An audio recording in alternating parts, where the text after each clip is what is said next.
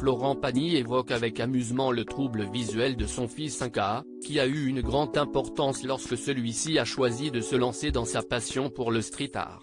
Un détail qui a son importance. Depuis l'annonce de son cancer début 2022, Florent Pagny se confie avec sincérité, sur sa maladie mais aussi plus largement sur sa vie et ses proches. Le célèbre interprète de Ma liberté de penser a d'ailleurs récemment publié son autobiographie Pagny par Florent, qui rencontre un très grand succès en librairie avec plus de 100 000 exemplaires écoulés depuis sa parution. Cette semaine, le chanteur de 61 ans a accepté de se prêter à l'exercice de l'interview pour Nikos Aliagas, dans Colonne du magazine Gala. Un entretien qu'il n'a pas réalisé seul mais avec son fils Inca, âgé de 27 ans. Florent Pagny se confie sur la particularité de son fils Inca. Florent Pagny ne tarit pas d'éloges sur les talents d'artiste du garçon qu'il a eu avec sa compagne Azucena Kamano. Dès qu'il m'a parlé de son envie de graffer, à 13 ans, je l'ai encouragé. Je trouvais cet art émergent très intéressant. Et puis, il s'est entraîné avec un pote, a-t-il expliqué à l'animateur de The Voice, avant de révéler avec humour que le jeune homme souffre d'un trouble qui donne un aspect tout à fait particulier à ses œuvres. Un jour, il nous a fait une tête de poisson très réussie avec des couleurs originales.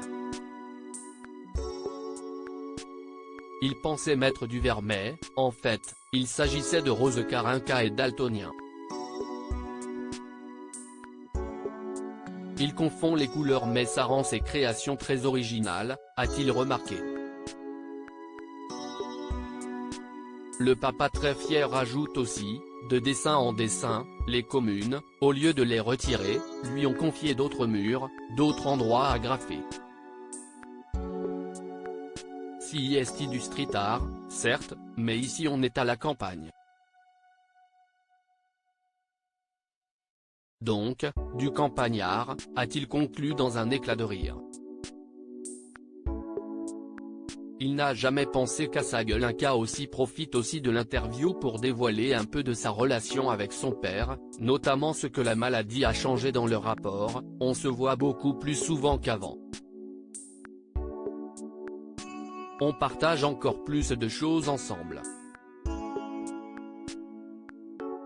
On profite l'un de l'autre, précise-t-il. Il est là pour m'aiguiller. M'encourager. Me protéger. Mon père a toujours été là pour les siens. Il n'a jamais pensé qu'à sa gueule, se réjouit le jeune homme.